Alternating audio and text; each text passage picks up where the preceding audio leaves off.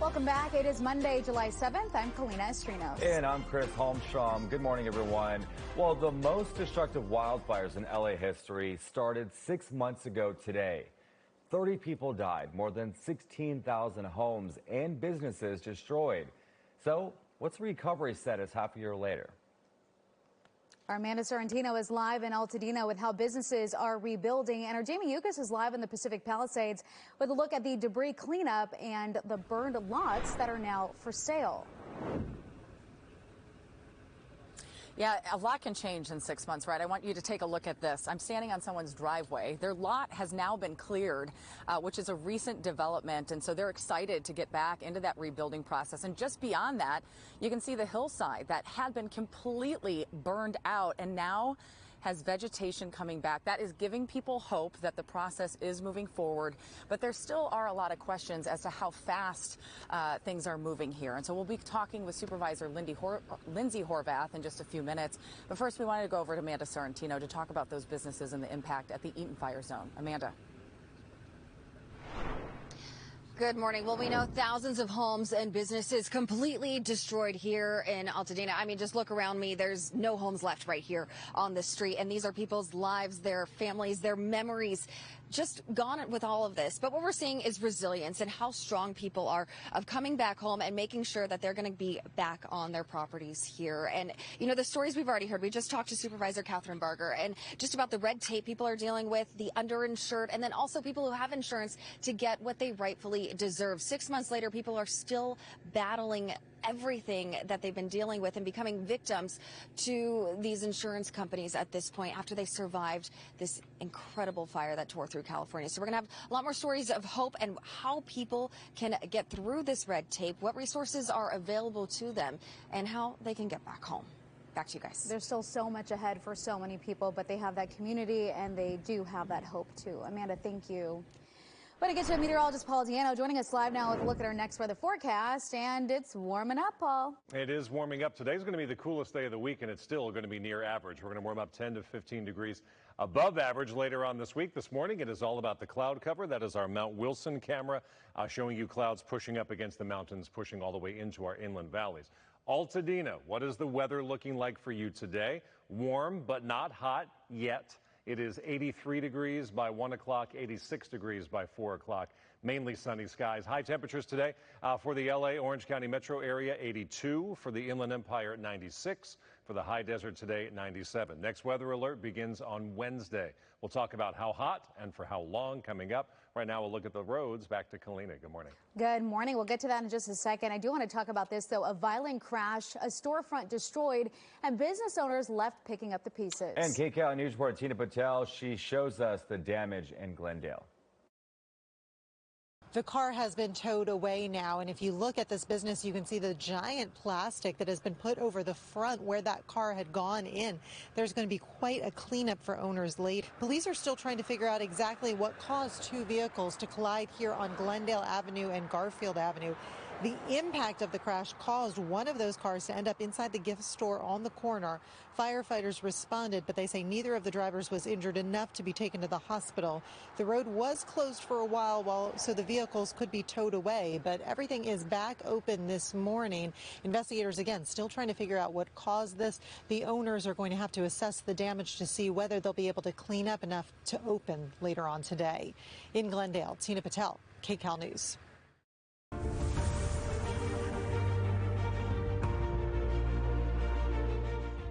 And back to rebuilding SoCal. As we reach the 6-month milestone since the Palisades fire broke out, there is visible progress happening in that community. The area has been transitioning from a disaster zone to a construction site as more properties have been cleared of debris.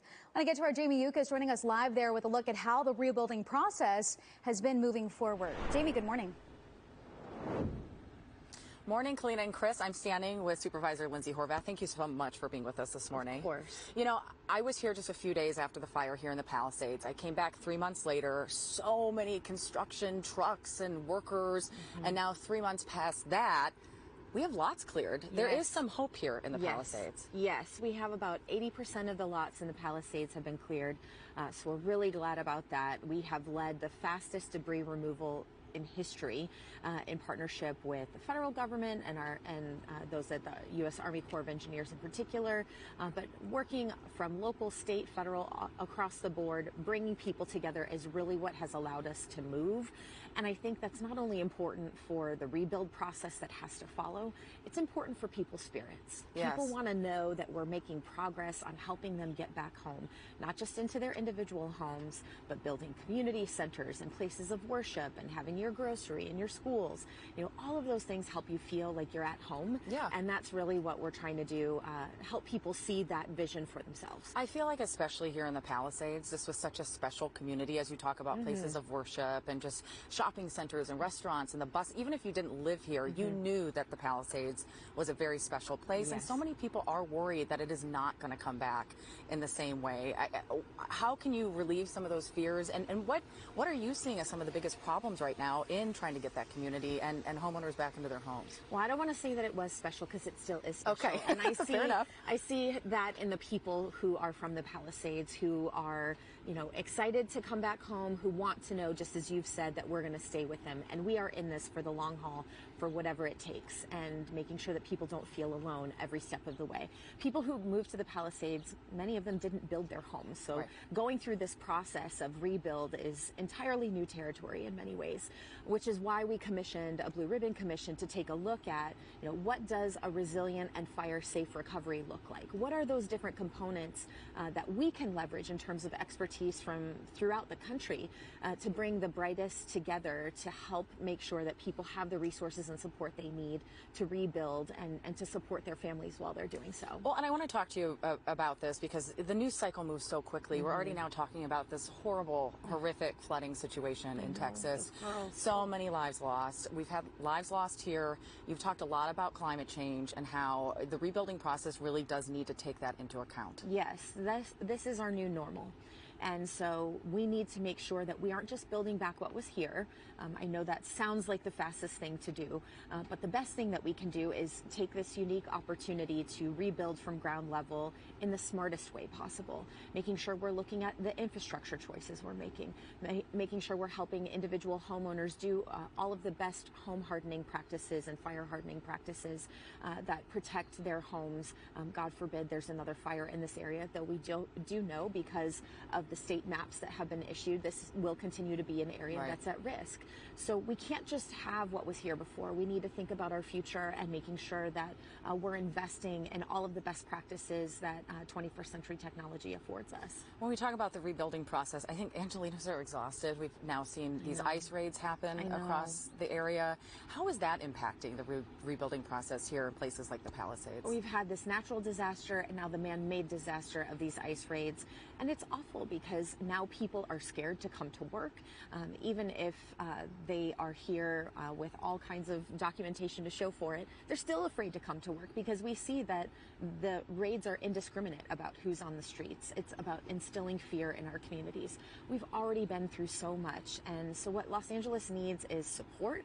What we need is investment in this recovery process and commitment to bringing us together. We don't need any more division. We don't need people feeling like they're pulled in all kinds of different directions and, you know, just being asked to do the impossible in a situation like this. So, you know, we are really focused on making sure that we're helping those who are at risk, but those who, as well as those who have been impacted by the fires, you know, whether it's investment from our Office of Immigrant Affairs to our investment from all different kinds of county departments in the recovery process. There's a lot Los Angeles County is leading on to make sure that we're supporting our communities at every level, and we'll continue to do so to make sure our residents know they're not alone. Very quickly, are you seeing delays because of the raids? We are seeing people not come to work, and we've heard from contractors that that's incredibly challenging for them. You know, we are helping them sort of stagger how they are working on all of these properties, and so if your crew doesn't show up, you can't keep to that schedule. So we want to make sure that,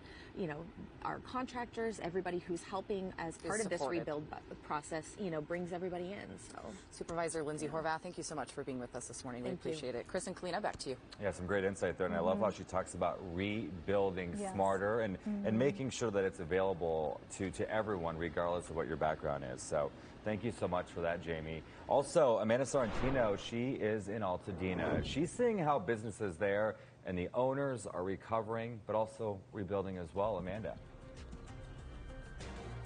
Good morning. So coming up on KCAL News, we have the story of two different businesses, one surviving, one thriving, the other still struggling to rebuild and get back on its feet. We're going to have that story from Rick Montanez. It's very powerful of how these community members are working to stay right here in Altadena.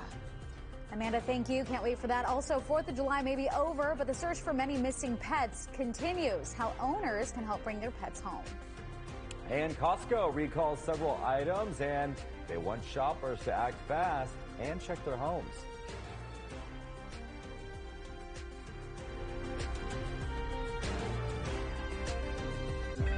I see it. There's someone still trapped in there. I gotta tell the booth. Okay, bye-bye. The chicken is the headline, but the cheese is the plot twist. The all-new $9.99 quesadilla combos with chips, a regular drink, and a side of guac. Let's get loco. El Pollo Loco. This is Stephanie's closet. This makes Stephanie think ironing is fun. Sometimes. This is a smart drawer, a space designed by California Closets, a company built on listening to Stephanie and you. Schedule your free design consultation now. If you've been injured in a car or motorcycle accident, here are 3 numbers you need successful in 95% of our cases. And here's another number to remember, 800-333-0000. 40 years, and we'll fight for you now. The call and the consultation are free. We'll fight for you. Or chronic kidney disease. Farxiga can help you keep living life. Because there are places you'd like to be. Serious side effects include increased ketones in blood or urine and bacterial infection between the anus and genitals, both which may be fatal. Severe allergic reactions, dehydration, urinary tract or genital yeast infections, and low blood sugar. Stop taking and tell your doctor right away if you have nausea, vomiting, stomach pain, tiredness, rash, swelling, trouble breathing or swallowing. Tell your doctor about lightheadedness, weakness, fever, pain, tenderness, redness or swelling between the anus and genitals. Ask your doctor about Farxiga today. Farxiga. I'm a martial artist, a skydiver, a pilot, and all of them require your feet to work. Get up in the morning and it felt like I was standing on marbles on my heel. When I went into the Good Feet store, the fitting was personalized. It was all about me. You put in the arch supports and your day becomes better and the sun shines, the unicorns run by, and you know, it's a good life. I'm Randy and that's my Good Feet story. See for yourself with a free personalized arch support fitting at the Good Feet store. Some restaurants put fake grill marks on their chicken. Who knew counterfeit chicken was a thing? The double chicken tostada with real fire-grilled chicken. Let's get loco. El Pollo Loco. We're not just bringing you your forecast, we're bringing it to your neighborhood. We want to talk about the weather, what you can expect from Encino, California. It's Surf City Nights. Each week we'll explore the people and stories that make your community unique. I'm trying not to get hit by a skateboard. It's definitely happened to me before. I am a skate mom. We want to make sure that you and your family are prepared for whatever comes your way. Show them your caricatures. It's really special. Next weather in your neighborhood, only on KCAL News. Good morning. Giving you a live look at the Santa Monica Pier. Popular spot for people this weekend. Yeah, for the 4th of everyone July. go? I know. Everyone's sleeping in today. Good for They didn't them. get the day off, so, you know, sleeping in, getting ready to go to work later on. Well, welcome to KCAL News Mornings at 7 and streaming on CBS News Los Angeles. The time right now is 7:43. I want to get back to the rebuilding process. The Palisades and Eaton fires, they ripped through 2 communities, destroying more than 16,000 homes and businesses. Yeah, for some small business owners, that daily struggle continues 6 months later. Let's go back out to KCAL News reporter Amanda Sorrentino. She's live in Altadena with some of the challenges that business owners there face. Amanda. The challenges are real for so many people because a lot of these business owners, remember, they lived in this community. So you can imagine how difficult it is. A lot of them have lost their homes and their businesses, or just trying to balance just getting back into their communities. I mean, just look at this one home right here. We've been talking to Michelle Williams. She was renting this property. Now she has found a way to purchase it after losing so much. So this right here is a story of hope. And then you guys look at this. Everything is burned around here, but the grapes are now growing. These are Muscat grapes coming back to life here. We've seen a lot of flowers coming back too in these communities. So these little glimmers of hope are a little bit of light for these communities that have lost so much since the Eaton fire tore through right here in Altadena. And if you just look behind me, it's home after home after home. And I can remember being here 6 months ago to this day and just seeing the terror that was brought here and the heartbreak for so many families, as this time in the morning, this is when people were coming back and seeing what was happening to their communities, which is just absolutely devastating. So we've been hearing the term Altadena Strong. We also heard Palisades Strong as well. But Altadena Strong is a term that this community has been using that has shown the power and the resilience of these communities coming back. And it's been that message that has helped these people move forward. But for businesses in this community, it's shown that it's been very difficult. For some, they've been able to get back on their feet. For others, it's been a little bit harder. Rick Montanez has their story. For so many of us, that first cup of coffee is the only way to get the day started. How's your day going? Kevin Mejia is back to helping with that morning routine. It's allowed us to be able to give people some sense of like normal. You know, they can come and get a cup of coffee and hang out on the patio and just like commune. Bevel Coffee operates as a semi-permanent pop-up on the patio at Prime Pizza in Altadena. Mejia says they were forced to shut down for 2 months after the Eaton fire, which nearly forced him out of business. He is one of more than 250 restaurant owners in LA County to receive a $10,000 LA Fire Recovery Grant from the California Restaurant Association. Your iced latte, sir? That's been a big help for him and other owners to keep serving their loyal customers. It's bittersweet, right? Like there's so many of our friends and so many of our regulars have lost so much. And, you know, it's still hard to hear those stories every day, but it's also brought a lot of people to us. Not only sharing coffee, but sharing in recovery from one of the worst disasters most around here have ever experienced. While some business owners are seeing positive change already, others are still struggling, faced daily with all this community lost in that firestorm. A sign in the window at Lucy's place reminding people they're open. Inside, Juan Orozco, who opened Lucy's place in Altadena nearly 30 years ago. He stopped into a nearly empty dining room during the lunch hour. Orozco says he's down 80% of his usual business before the fire. I don't know how it's going to describe from there to now. He still shows up every day, working to keep his business alive, hoping Altadena rebuilds and thrives. I want to cry. It's bad, and I don't know how else. We just keeping the business because maybe we say when we start to building again a house, maybe we'll have some business again. He wears an Altadena Strong hat, but admits even after 6 months, it's difficult to feel that strength. It's emotional. A man who believes in his community. It's hard, but worries about its future. Tales of survival after the fire with business owners sitting in various points of recovery, vowing, though, to keep pushing their community toward growth. We can't really imagine leaving the community. A community encouraging each other to be strong in their recovery. In Altadena, Rick Montanez, KCAL News. And you can see just how different people within this community are all finding their different pathway to get through the red tape and find a way to survive and still stay here in their community that they all love so much. And there's so many organizations and resources out there that people can utilize to get there. However, we do know that path can be very difficult. Kalina, Chris? Amanda, I remember you mentioning just now, you know, you were reporting there on that first day, but I remember that day because you had to notify your friends about a home that you spent your childhood in. Can you talk about their recovery process, how they've been since that day? Yeah, Kalina, that morning, that house is about 5 miles away from here in the Pasadena area, and it was just one of those stories of heartbreak that so many people experienced, and walking past that and seeing her house up in flames, where I know not only my memories, but their family and what that property meant to them meant. The Army Corps of Engineers has come through about 3 months ago. That moment for her was extremely difficult. It was a step forward, but it also just was hard to see it kind of washed to a blank slate. But they have a lot of hope. They're rebuilding this home that their father purchased more than 30 years ago. They're rebuilding it in his honor. They lost him a few years ago, and they're creating their dream home. So they're also experiencing that hope and resilience as they move forward.